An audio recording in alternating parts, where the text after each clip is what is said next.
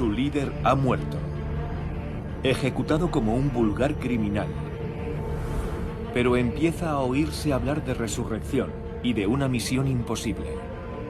Los 12 elegidos de Jesús, los apóstoles, reciben el encargo de llevar una nueva fe hasta los confines de la tierra. Felipe, Simón y Mateo parecen haber abierto un camino hacia el sur. Historias empapadas de leyenda, mitos y magia. Misioneros evangelizando en tierras desconocidas. La amenaza era real.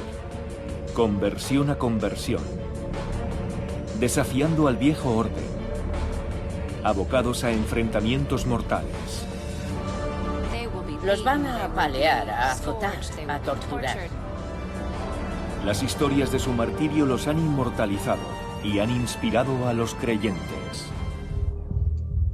En el norte de Etiopía, en la remota población de Abraha-Atzba, hay un antiguo santuario. Es una remota iglesia, tallada hace siglos en la roca viva. Cuando uno llega a Etiopía, después de llegar a Addis, hay que volar desde Addis hasta Mekele. Y después hay que conducir 45 kilómetros hasta Bukro. Y luego 17 kilómetros por una pista de tierra.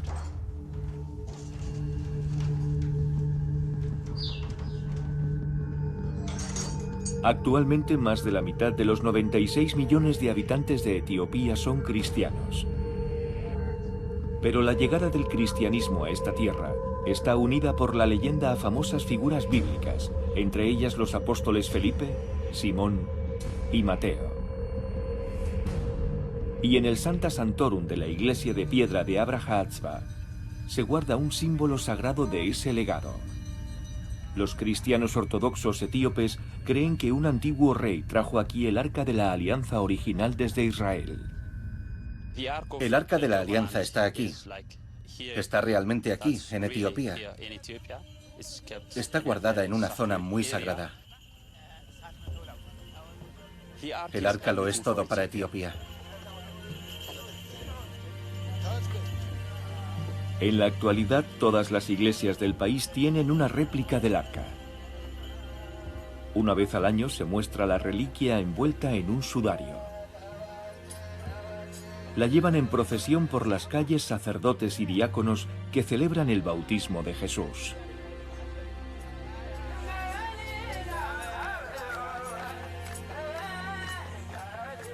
Los peregrinos acampan en las orillas del río Netza y celebran una vigilia durante toda la noche para que sus pecados les sean perdonados.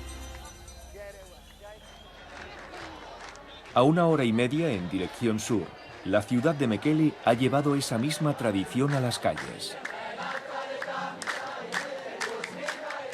Decenas de miles de creyentes participan en una colorida procesión.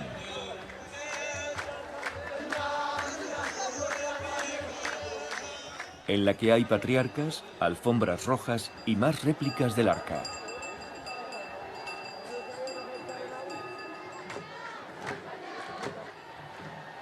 Estas ceremonias que celebran el bautismo de Jesús tienen lugar durante una festividad tradicional de Etiopía, el Día del Timkat.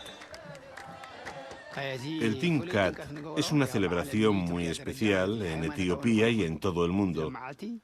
Se celebra el 19 de enero para recordar el bautismo de nuestro Señor. Pero aunque la tradición relaciona a Etiopía con antiguas historias como la del Arca de la Alianza o el Timkat, cómo llegó hasta aquí la fe cristiana sigue siendo un misterio envuelto en leyendas. ¿Cómo prendió el mensaje de Jesús en un lugar tan lejano?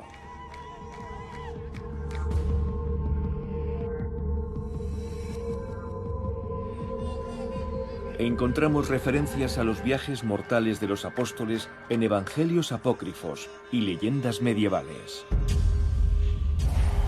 Jerusalén, año 33 de nuestra era.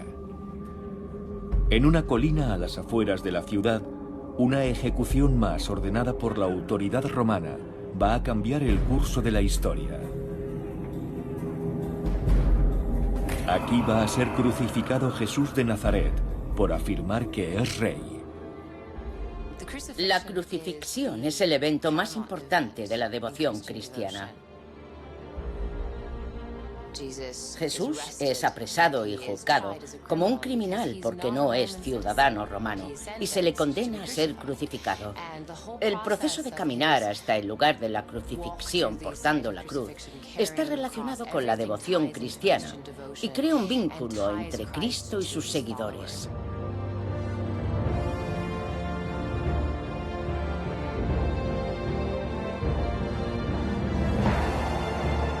Muere a manos de violentos soldados romanos.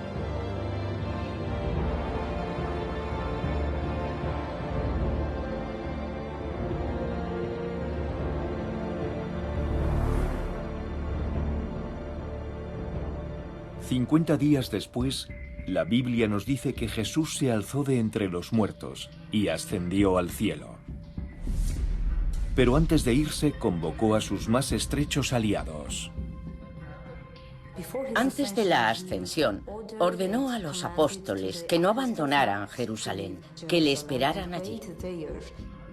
Les dice que conserven la fe, que tienen que llevar una nueva religión hasta los confines de la tierra.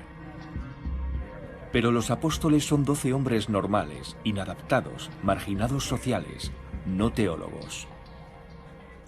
Los apóstoles son pescadores, carpinteros, recaudadores de impuestos, son personas que tienen que ganarse la vida. En la Biblia, los Hechos de los Apóstoles nos cuentan que estos, privados de su líder, se reúnen para rezar y pedir dirección. De repente, en un parpadeo, todo cambia. Están en una habitación y están rezando sin cesar. Los Hechos de los Apóstoles hablan de una presencia espiritual, el Espíritu Santo, enviado por Dios como había profetizado Jesús. De repente, oyen un ruido como una fuerte racha de viento. Los apóstoles están reunidos y ven cómo unas lenguas de fuego entran en la habitación. Se dice que ese Espíritu Santo ilumina y guía a los apóstoles. Se sienten plenos de fuerza y de conocimientos, y milagrosamente reciben el don de lenguas. Hay quien sostiene que este es el momento en que nace la Iglesia cristiana.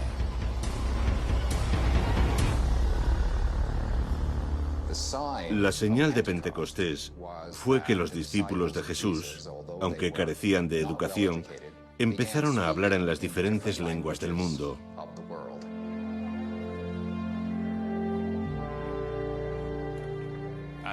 Se produce una gran transformación, supongo, en cuanto a la confianza en sí mismos de los apóstoles. De acuerdo con la Biblia y con los relatos apostólicos de la leyenda dorada del siglo XIII, 3 apóstoles emprenden el camino hacia el sur desde Tierra Santa: Felipe, Simón y Mateo. Es poco lo que se sabe de Felipe y Simón. De hecho, algunos expertos sostienen que los diferentes relatos del Nuevo Testamento sobre Felipe podrían no referirse siquiera a la misma persona, pero lo que cuenta la Biblia no da una imagen muy halagadora de él. Felipe parece un tanto confundido por el hecho de que Jesús sea a la vez el Hijo y el Padre. En el episodio en el que Jesús da de comer a 5.000 personas, Felipe parece desconfiar. Felipe parece un hombre bastante realista. Cuando Jesús está observando a la multitud y pregunta a los apóstoles ¿cómo vamos a dar de comer a toda esta gente?, Felipe dice sensatamente: con el pan que tenemos no va a haber suficiente. Simón tenía el apodo de El Celote por su defensa radical de la fe judía. Algunos estudiosos sugieren que pudo parecerse más a un guerrillero que a un apóstol de la paz. Es una cuestión muy discutida hasta dónde llegaba el radicalismo político de los apóstoles. Así que tenemos a este grupo que los estudiosos modernos llaman los celotes, que eran unos agitadores antirromanos. Simón, al que llaman el celote, posiblemente pertenecía a este grupo. Por último, el compañero de Simón el celote, Mateo, es uno de los apóstoles más conocidos. El primer evangelio del Nuevo Testamento lleva su nombre.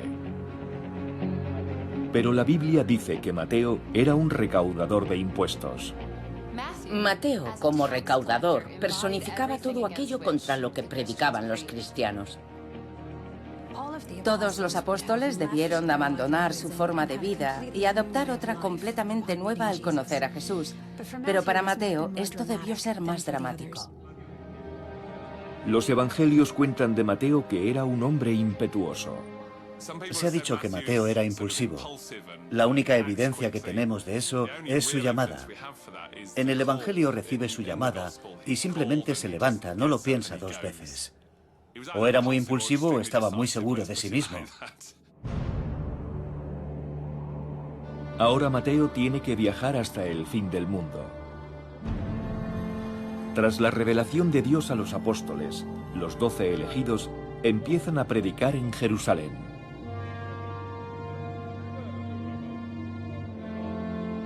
Pero su religión es una amenaza para la clase dirigente.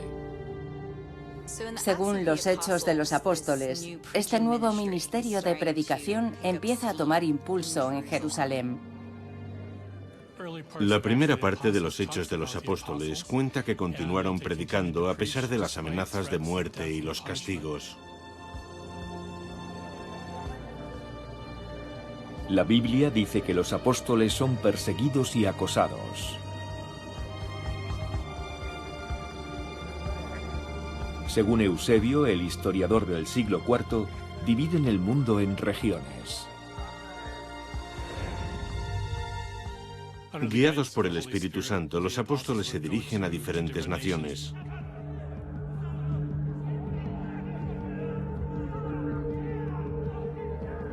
En los evangelios se percibe la urgencia de que es algo que hay que hacer. Felipe, Simón y Mateo parten en el cumplimiento de su misión. Felipe y Mateo no podían saber qué se iban a encontrar. Me imagino que estaban preocupados, asustados. Tendrían miedo de lo que podían hacer las autoridades romanas. La Biblia narra el viaje de Mateo, de recaudador de impuestos a apóstol. Ahora tiene que seguir su camino solo. Es una llamada inusual y una señal de la visión internacionalista o intercultural de esta nueva religión. ¿Será su carácter impulsivo su perdición? ¿O dará fruto su potencial como gran líder? La misión es difundir un poderoso mensaje. Es un viaje que puede costar la vida a los apóstoles.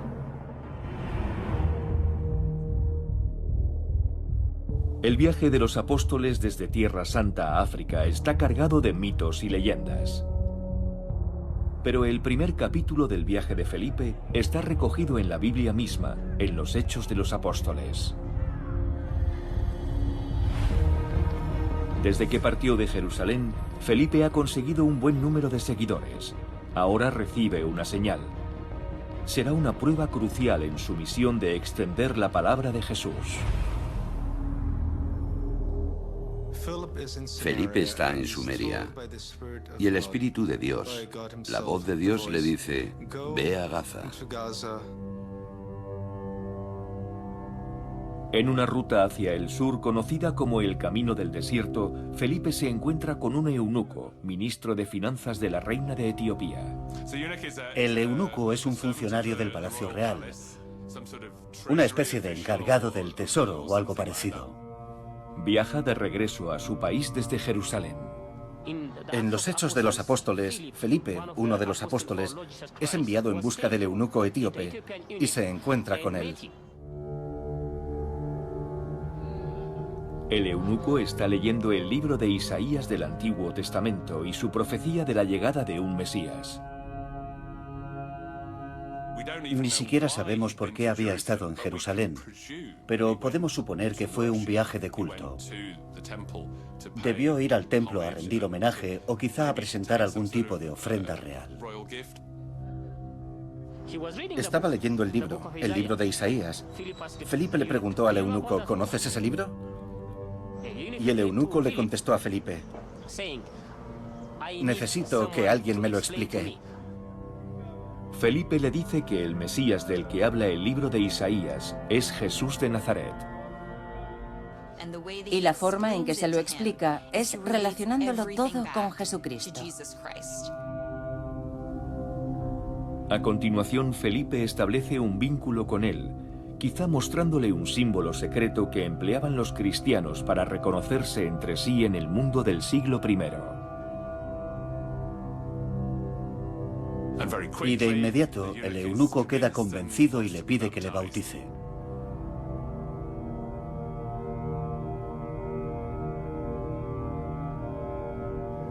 El eunuco dijo, creo que nuestro Señor Jesucristo es el Hijo de Dios. Y Felipe lo bautizó.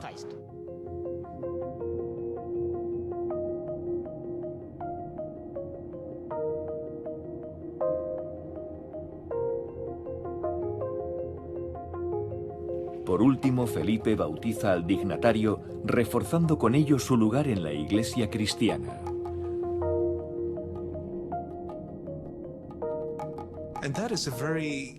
Y ese es un punto clave en la llegada de la fe cristiana a África.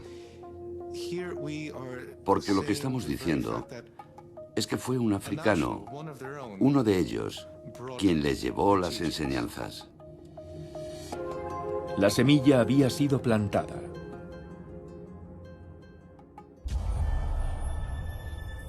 En el siglo IV de nuestra era, la fe cristiana ya había llegado a Etiopía. Los orígenes de la Iglesia Ortodoxa etíope se remontan al año 330 después de Cristo. Sí, la Iglesia de Etiopía es muy antigua. La conversión de la iglesia etíope se produjo muy pronto. ¿Fue hasta allí un apóstol en el siglo I? Es posible. La Biblia menciona Egipto, Libia y Etiopía específicamente, y recoge la conversión del eunuco por Felipe, pero no se hace ninguna mención del viaje de Felipe fuera de Tierra Santa. Lo que sabemos de los apóstoles, lo más importante, viene de los textos del Nuevo Testamento, y hay mucha información, pero en determinado momento se acaba. A través de textos como la Leyenda Dorada, escrito por el obispo de Génova en el siglo XIII, encontramos más historias, aventuras de ficción que hablan de los viajes de los apóstoles de África: Felipe, Simón y Mateo. Casi todo lo que sabemos sobre los viajes de Mateo proviene de historias posteriores que se reúnen en la Leyenda Dorada en el siglo XIII. La Biblia no nos cuenta casi nada más. El alcance de sus viajes es casi imposible de imaginar. Etiopía debía ser otro misterio, pero había formas de llegar allí no demasiado seguras, pero desde luego debía requerir esa convicción interior de que era algo que había que hacer. Tras el encuentro de Felipe con el ministro de Finanzas etíope, un texto apócrifo del siglo IV afirma que Felipe continuó viaje hacia el sur. Según los Hechos de Felipe, el apóstol se dirige a Cartago, situado en la actual Túnez, una de las grandes ciudades del mundo antiguo. Felipe oye la voz de Dios que le dice que vaya a Cartago, en África, y bautizó a miles de fieles. Cartago se convierte en una gran base para la cristiandad.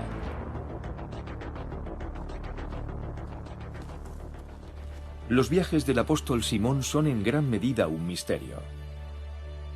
La Biblia no cuenta prácticamente nada de sus primeros años. Una crónica indica que Simón llegó a predicar en lugares tan lejanos como Mauritania y dejó seguidores en pequeños enclaves judíos. Sabemos, basándonos en algunas escrituras no canónicas, como la historia de los apóstoles según Abdías, que casi con total seguridad, Simón estuvo en África.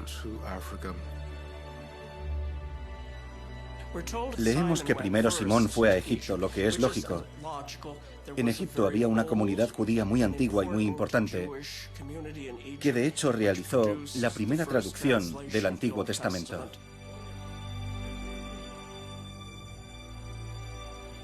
Y puede que Simón no estuviera solo en Egipto. Se dice que Marcos, el evangelista, conocido sobre todo por el evangelio al que dio nombre, predicó en Alejandría, en Egipto. Se cree que Marcos fue enviado a Alejandría por el apóstol Pedro desde Roma y se habría convertido en el primer obispo de Alejandría. En aquellos tiempos habría sido Alejandría la gran ciudad mediterránea, parte de ese mundo mediterráneo que se debía ver básicamente como el fin del mundo en aquellos días. El conjunto de estas historias dibuja un relato legendario de la difusión de la cristiandad hacia el sur. Tenemos a Marcos en Alejandría y a otros apóstoles que van más al sur. Hablamos de mundos muy diferentes. Desde la gran ciudad de Alejandría, los apóstoles se adentran en el continente africano. ¿Quién será elegido? Mateo carga desde hace mucho con el estigma de su antigua vida como recaudador. Ahora su conversión será completa. Los van a apalear, a azotar, a torturar, pero no van a sentir nada.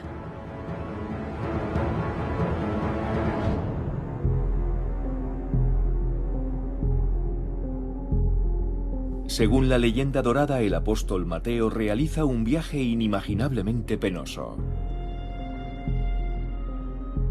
Debió sentir una gran aprensión. Tenía que atravesar desiertos. El agua era un problema. Hacían falta comida y recursos simplemente para sobrevivir al viaje.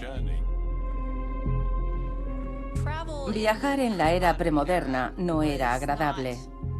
No había necesariamente un sistema fiable de alojamientos. Te podías quedar sin dinero muy rápido.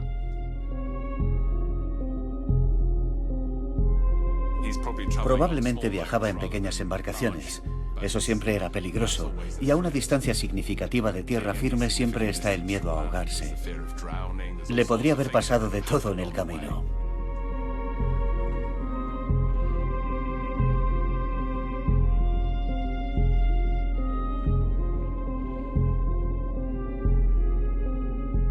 Finalmente, la leyenda dice que Mateo llega a Etiopía.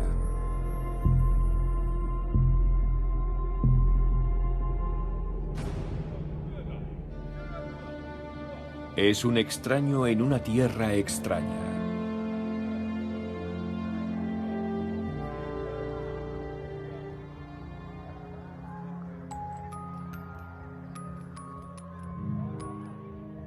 Pero por una extraordinaria coincidencia, Mateo se encuentra con el eunuco, el ministro de finanzas etíope a quien el apóstol Felipe había bautizado a miles de kilómetros de allí. Puede que Felipe le dijera, busca a este hombre, yo lo bauticé, puede que necesite ayuda. No sería como buscar a alguien en Londres o en Nueva York hoy en día.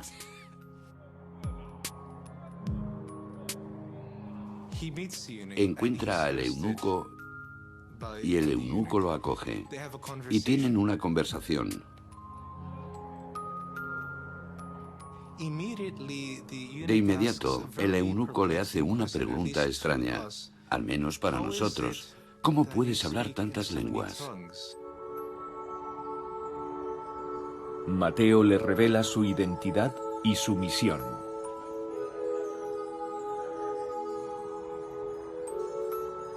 Puede que el ministro de Finanzas le hiciera el signo cristiano de la paz.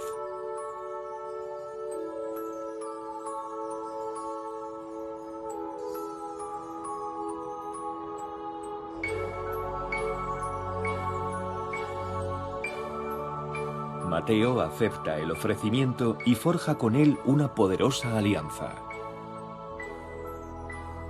Cuando estuvo en Etiopía, según la leyenda dorada, Mateo vivía en casa del eunuco, al que Felipe había convertido y bautizado anteriormente. Tras el encuentro con el ministro de Finanzas, la leyenda dorada del siglo XIII cuenta que Mateo llega a la ciudad de Nadaver, en Etiopía. Ha sido un viaje imposible, probablemente de miles de kilómetros. Mateo ya ha conseguido un aliado, pero está a punto de descubrir que no todo el mundo se alegra de verle. Según el relato, cuando Mateo llega a Etiopía, se encuentra con dos magos, Zaroes y Arfaxad. Ellos creen que Jesús está muerto y les gustaría que Mateo también lo estuviera. Se sienten amenazados. ¿Por qué? Porque se supone que ellos son los que curan, que ellos son los que resuelven las disputas. Mientras está predicando a las gentes, se presenta la gran oportunidad de Mateo. Resuenan gritos desgarradores. El hijo del rey ha muerto. Está predicando sobre cómo Dios creó el paraíso y cómo Adán el hombre y Eva la mujer rompieron esa amistad con Dios y fueron expulsados. Y en ese momento, cuando está hablando del paraíso terrenal, muere el hijo del rey.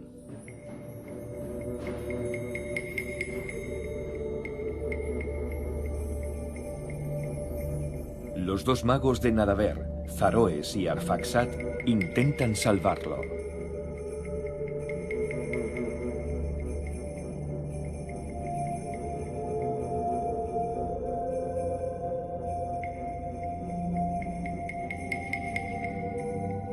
Le dicen al rey que es demasiado tarde.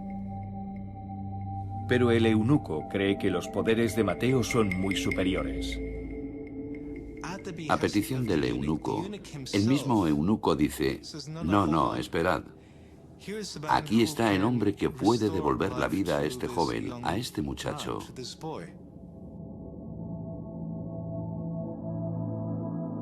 Mateo debe invocar el poder de Dios. Esta es la gran prueba de Mateo en una tierra extranjera. Empieza a rezar junto al niño.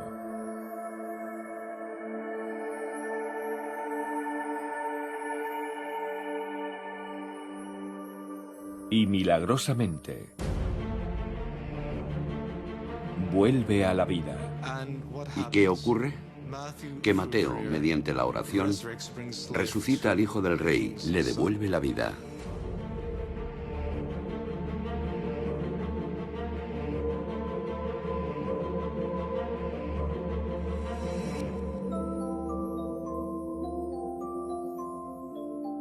La leyenda dice que Mateo rechaza las alabanzas y proclama: «Hombres, ¿qué hacéis? Yo no soy Dios, sino el siervo de Jesucristo». Cuando todo el mundo le lleva monedas de oro, joyas, él dice: no, yo solo soy un hombre que habla en nombre del verdadero rey, que es Jesús.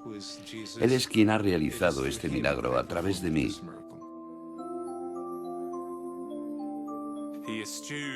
Renuncia a cualquier honor o gloria y dice que la gloria corresponde al Dios sobre el que predica. A continuación, según la leyenda, Zaroes y Arfaxad huyen a Persia.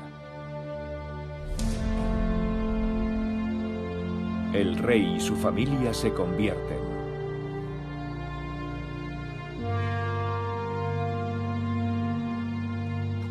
Cuando el rey ve a su hijo muerto volver a la vida, se convierte y pide el bautismo. Toda su familia se convierte y recibe el bautismo. El rey y su familia, incluido su hijo Eufranor, son bautizados.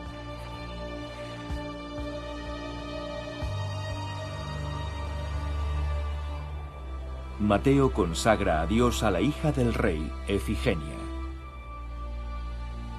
En adelante deberá vivir rodeada por 200 vírgenes, y no podrá casarse con ningún hombre.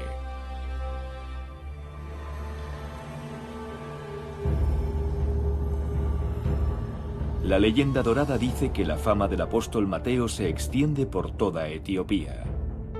Con la curación de Eufranor, el hijo del rey, Mateo ha logrado lo que los magos no han podido conseguir.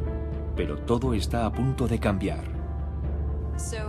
Entonces, Mateo empieza a tener problemas. El rey Egipo está bien dispuesto hacia él, pero al parecer muere. Y a continuación le sucede otro rey. Pero la leyenda dorada no lo deja en muy buen lugar. Se dice que el rey Hirtaco está obsesionado por la belleza de su sobrina Efigenia y quiere tomarla como esposa.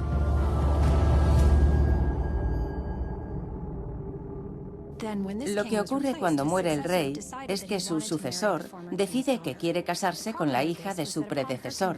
El problema es que al convertirla, Mateo la había consagrado a Dios como virgen y la había rodeado de otras 200 vírgenes más. De modo que esta joven, llamada Efigenia, realmente no podía casarse con el nuevo rey.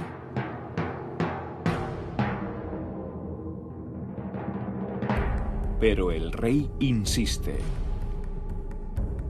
Y el nuevo rey no iba a aceptar un no por respuesta.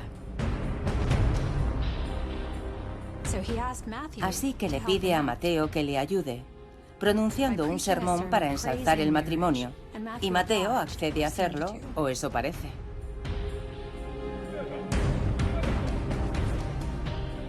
El rey piensa, eso es exactamente lo que quiero. Hasta que Mateo señala al rey y le dice, tú quieres a la novia de Dios y no puedes ser tuya. Mateo reprende a Hirtaco por su lujuria.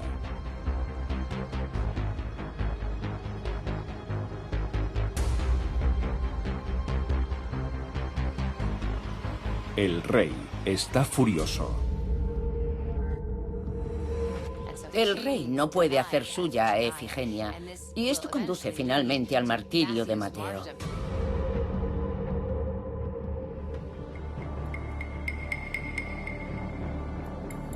Los éxitos de Mateo lo han convertido en una figura influyente, pero en un instante ha cometido un error crucial. Cuando Mateo le dice que no puede tener a Efigenia, el rey monta en cólera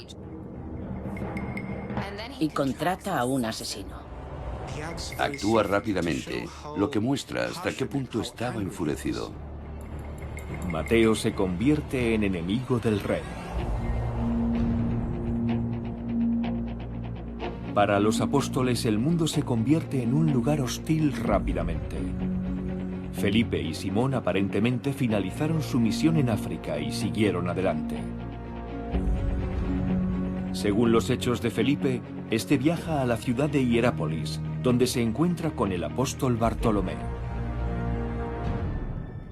Felipe marcha a Hierápolis, en Frigia, en la Turquía moderna. Y allí no tiene un buen encuentro.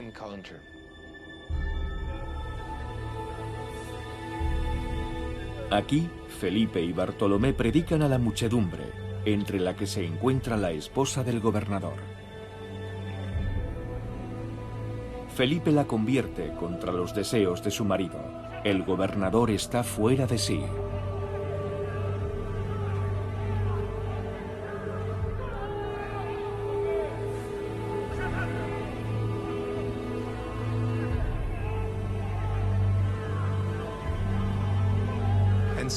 Entonces el gobernador de Hierápolis ordena que Felipe y Bartolomé sean crucificados.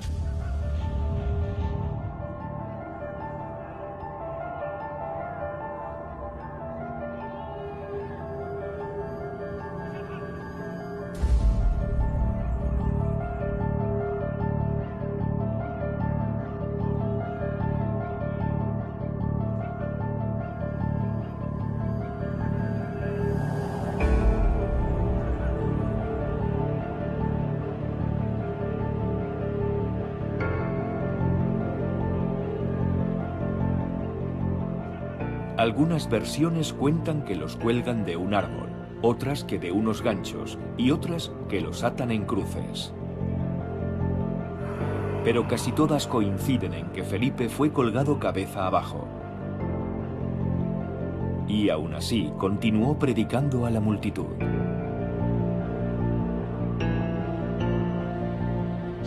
Sigue predicando al pueblo. No devolváis mal por mal. Les habla del amor de Dios. Les habla de la compasión mientras está colgado cabeza abajo, lo cual es asombroso.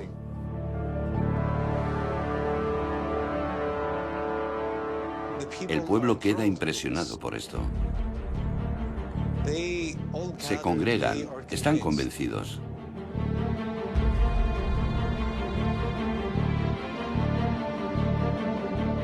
La multitud llora entre plegarias por los apóstoles, pero ya es demasiado tarde para Felipe.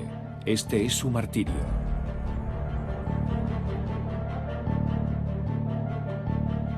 Descienden a Bartolomé de su cruz, y cuando van a bajar a Felipe de la suya, Felipe dice: no, dejadme aquí. Dejadme disfrutar de mi recompensa eterna. Para él no es algo angustioso, aunque sea doloroso. No lo ve como una humillación. Lo ve como una glorificación, como una hermosa conclusión de la misión a la que había sido llamado.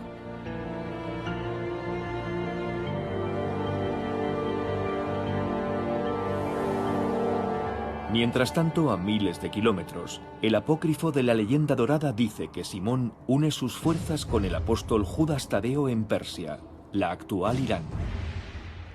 La leyenda dorada dice que Judas Tadeo estaba predicando en Mesopotamia y por su parte Simón estaba predicando en Egipto. Y entonces los dos viajaron a Persia, a regiones de lo que había sido el Imperio Babilonio.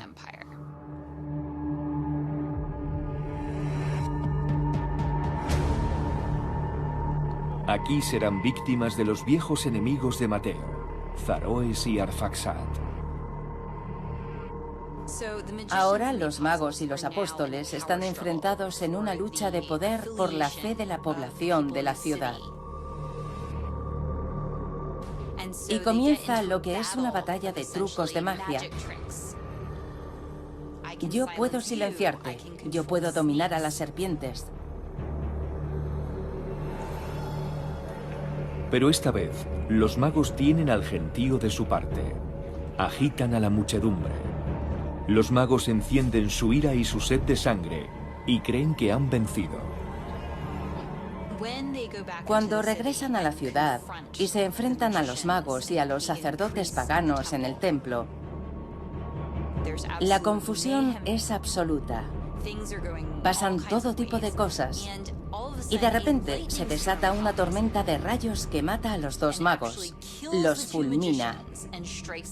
Y en mitad del caos, Judas Tadeo y Simón encuentran la muerte.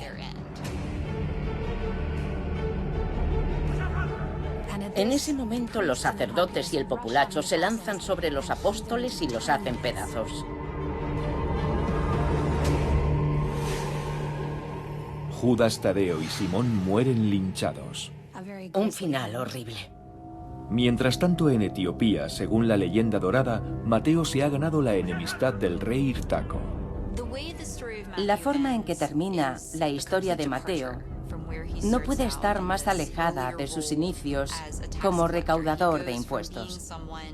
Pasa de ser alguien a quien se identifica con la jerarquía burocrática más odiada en la Judea de entonces, a convertirse en alguien que rechaza la autoridad del rey.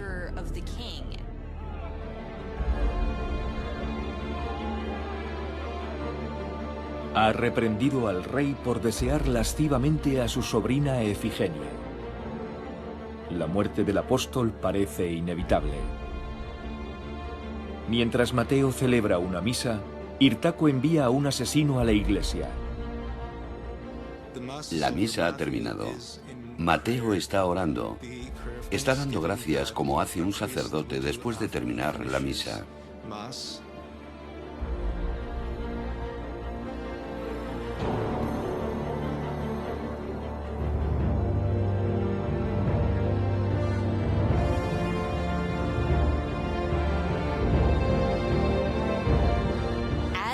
Mientras Mateo reza con las manos en alto, el asesino se acerca por la espalda y lo apuñala.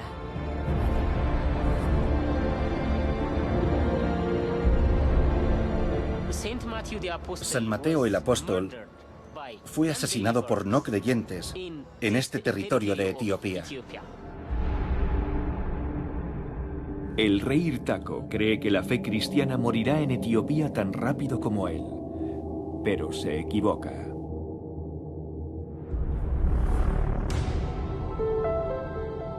El apóstol Mateo ha muerto. El rey Hirtaco cree que ha ganado, sin imaginar lo que va a ocurrir.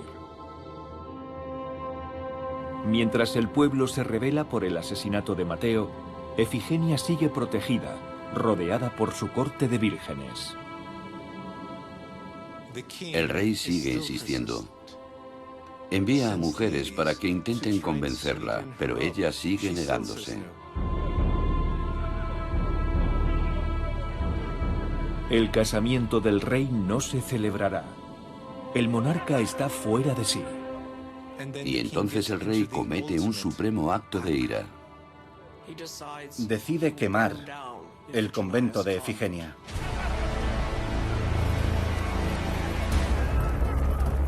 Intenta incendiar la casa donde vivía ella con su séquito de vírgenes.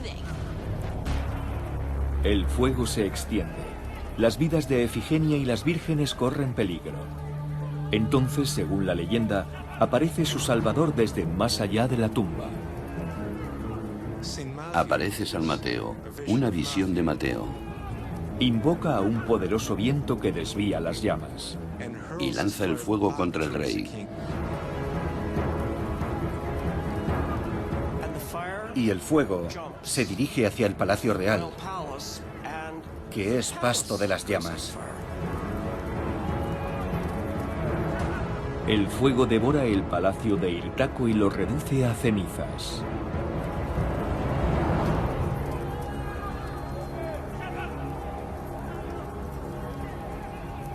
El rey consigue salvarse, pero su castigo aún no ha terminado. Después del episodio del incendio del palacio, el rey contrae la lepra. Nunca ha aceptado las enseñanzas de Mateo y finalmente se suicida para evitar convertirse en un leproso. Cede a la desesperación y se quita la vida con una espada. De la misma forma que había matado a Mateo, se mata a él.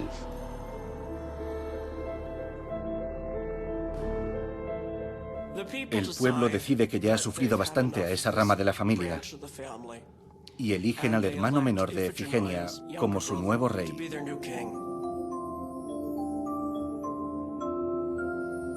La historia del martirio de Mateo y la coronación de Eufranor allanará el camino a siglos de fe cristiana.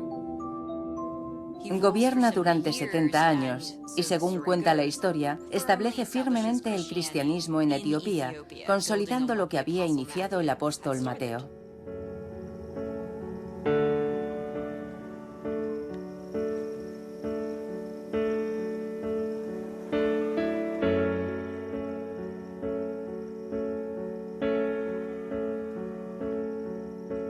Damos un salto en el tiempo hasta el siglo XXI. Sale el sol en la remota aldea etíope de Abraha-Atzba. Es un nuevo día.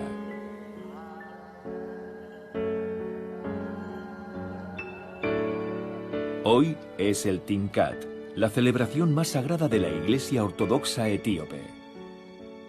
Timkat significa baño, y para los cristianos ortodoxos representa el bautismo de Cristo, donde se revela su naturaleza. La llegada de los apóstoles y de otros discípulos de nuestro Señor Jesucristo permitió a Etiopía experimentar estas prácticas del Nuevo Testamento. En el horizonte aparecen cientos de pobladores de los asentamientos que rodean este fértil valle.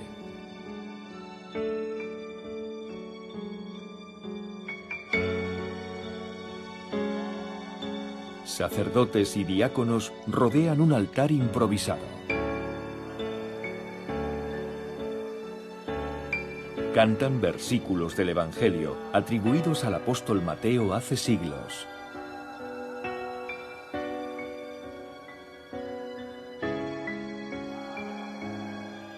Y renuevan una tradición bautismal de 2000 años de antigüedad, transmitida por el apóstol Felipe al ministro de Finanzas etíope en el camino del desierto, por el apóstol Mateo al joven rey Eufranor.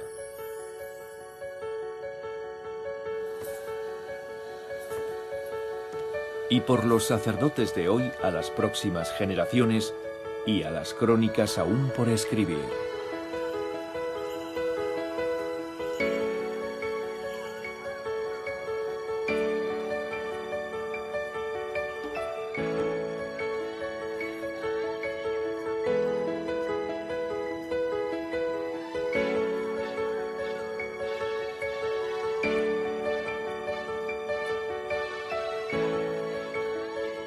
Cuando lo indica el patriarca, cientos de fieles renuevan sus votos bautismales.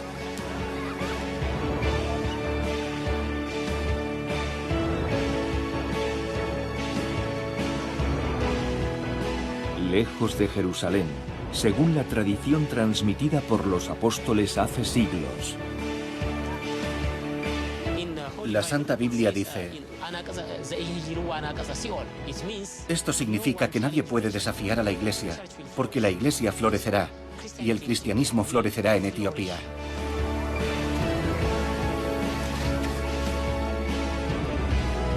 Hasta el día de hoy, las historias de los apóstoles que se dirigieron al sur siguen siendo una mezcla de relatos de la Biblia, leyendas y folclore. Estos son los legendarios primeros pasos del viaje de la cristiandad. Desde los seguidores más cercanos de Jesús a la fe que profesan en el mundo más de 2000 millones de personas.